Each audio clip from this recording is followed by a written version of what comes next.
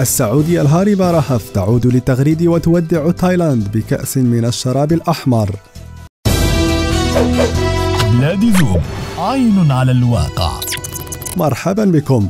نشرت الفتاة السعودية رهف محمد القانون السبت 12 يناير صورا على صفحتها في تويتر خلال تواجدها في طائرة متوجهة إلى كندا التي منحتها حق اللجوء بعد هروبها من عائلتها خوفا على حياتها. وكانت رهف قد أغلقت حسابها على تويتر لفترة وجيزة ثم أعادت فتحه وكتبت: لقد عدت، يسرني الآن أن أنقل لكم لحظات وصولي إلى كندا. وتظهر الصور رهف وهي جالسة داخل طائرة وتحمل كأسا مملوءا بشراب يعتقد أنه نبيذ أحمر إلى جانب جواز سفرها السعودي مع تعليق باللغة الإنجليزية: لقد فعلتها.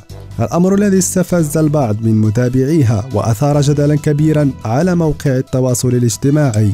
وفي تغريدة أخرى تقدمت الشابة السعودية بالشكر إلى كل من ساندها في محنتها، مؤكدة على أنها لم تحلم يوما بأن يكون لها هذا العدد من المحبين والداعمين لقضيتها، ما يمثل حافزا لها لتكون أفضل. وغادرت الشابة السعودية مساء أمس الجمعة تايلاند إلى كوريا الجنوبية متوجهة إلى كندا التي منحتها حسب ما قالته السلطات التايلاندية حق اللجوء بعد هروبها من عائلتها خوفا على حياتها. ووصلت رهف إلى مطار بانكوك يوم السبت الماضي قادمة من الكويت التي قضت فيها إجازة مع أسرتها قبل أن تهرب من هناك بقصد اللجوء إلى أستراليا. وعند تبريرها لتصرفها قالت رهف إنها ارتدت عن الدين الإسلامي ولذلك تخشى أن تجبر على العودة إلى السعودية كي لا تذبحها عائلتها.